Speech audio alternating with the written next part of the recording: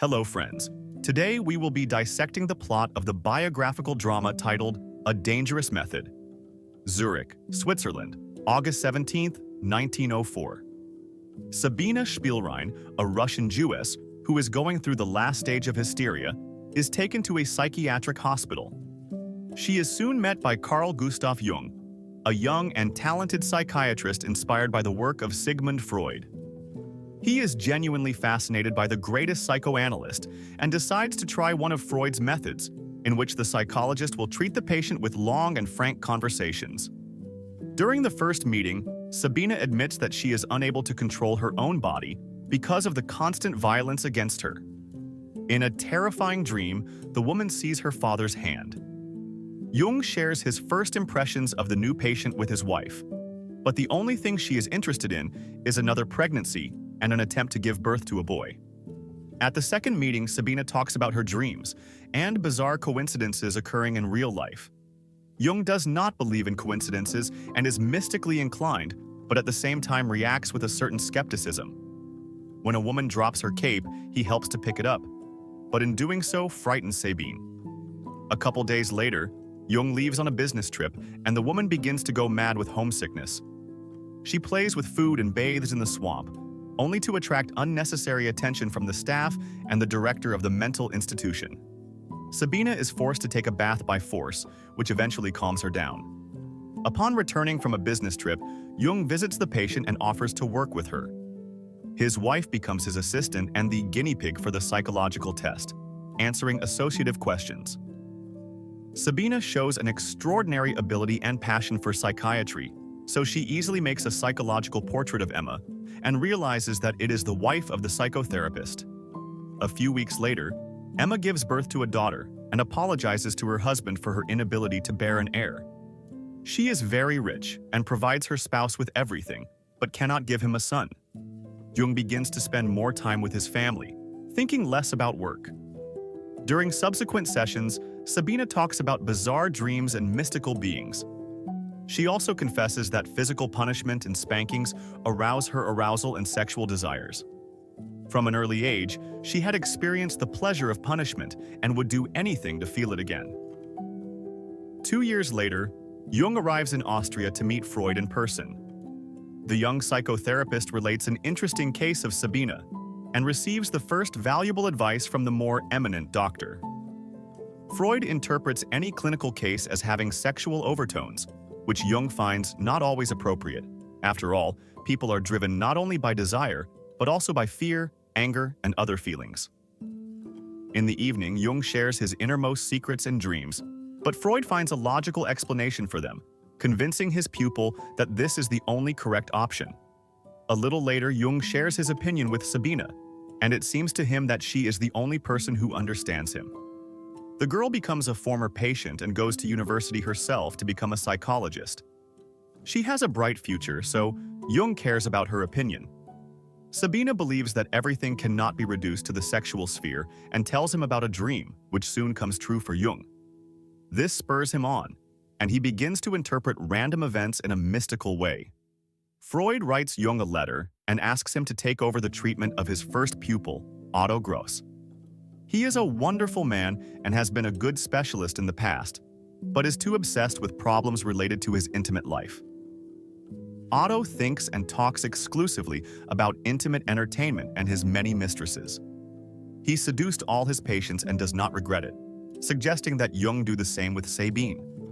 At another meeting, the woman realizes that she cannot be a good psychologist, trying to find sexual connotations because she is a virgin. She kisses Jung passionately and asks him to visit her as soon as he wants to continue their communication. A couple days later, Jung consults with his patient to see if he should violate medical ethics. Otto firmly believes that with such beauties, time should be spent in bed, not talking about psychology. Soon, Otto solves all his problems, makes love to a nurse, then steals a ladder and escapes from the psychiatric clinic. Deciding to take his patient's advice, Jung visits Sabine and makes love to her. The woman has sadomasochistic tendencies, which makes their leisure time more interesting and varied. Years pass, and the Jung family moves to a new country house. Emma does not imagine her life without her spouse, and gives him a yacht with scarlet sails. She assumes that Jung has a mistress but is willing to tolerate betrayal to keep the family together. These words hurt the moral principles of the man, and he decides to part with Sabina. The woman humiliates herself by asking for the right to remain a mistress and allows him to be rude and cruel to her, but continues to stay close to her.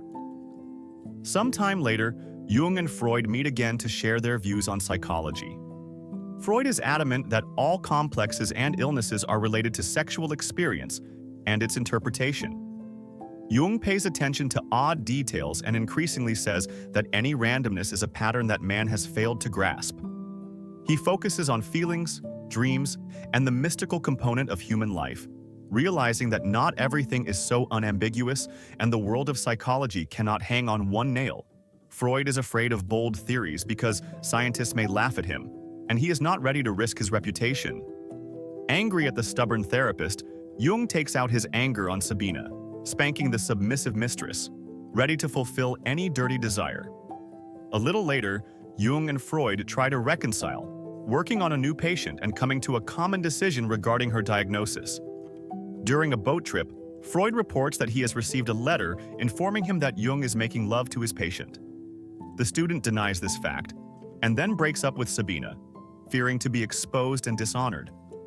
A couple of days later, it becomes known that the provocative letters to Freud and Sabina's parents were sent by Emma in order not to lose her husband. Soon, Sabina comes to Jung again, but already as a psychotherapist, because she again needs help. Her parents make a scandal, believing that their daughter is still unwell, so the sessions need to be resumed.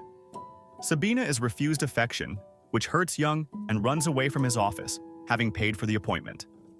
The woman begins to involve Freud in love games, giving him details of their dates. The doctor is not ready to deal with the problems of Jung's personal life and asks to solve this issue. In the course of correspondence, Sabine receives a cruel answer and realizes that she will have to forget about the love affair with her doctor. Sometime later, Sabina begs Jung to write Freud the truth, as she wants to become his patient again. Jung and Freud travel to America to conquer new horizons. Along the way, Jung continues to recount his bizarre dreams and demands the same openness from his mentor. Freud is too afraid of ruining his reputation and remains secretive, causing him to quarrel with Jung. He no longer sees him as a teacher and inspiration, as their views on psychology are radically different. 1910. Sabine finished her studies and became an excellent psychologist. The woman is convinced that Freud's theory is not only imperfect, but also has contradictions. She is ready to consider people's problems from a completely different angle, which jeopardizes the entire reputation of the greatest psychotherapist. According to Sabina, sexual relationships can lead not only to self-destruction and the defense of the ego, but also to the creation of something more beautiful than personality. Jung is very interested in hearing this, but he enjoys spanking his former mistress even more. Sabine soon rejects the man and decides to return to Austria. 1912. Sabine meets Freud and literally smashes his entire philosophy. Soon, Jung meets a psychotherapist and also criticizes him. This hits Freud's ego, causing him to fall to the floor and almost say goodbye to his life. In the course of their correspondence, Freud and Jung fight even more, as they have completely different worldviews and attitudes towards psychology. A year later, a pregnant Sabine visits Jung's home and meets his wife. Jung is happy that his former mistress has a family, but sad that this child will not be his. Sabina was the only one he truly loved.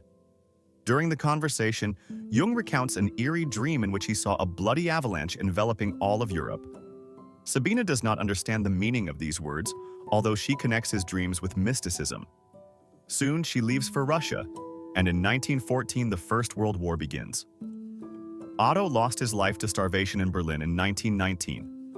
Freud was expelled from Vienna by the Nazis and passed away from cancer in London in 1939. Sabine went to her homeland where she was executed as a Jew by the Nazis in 1941. Jung became the world's leading psychologist and lived until 1961.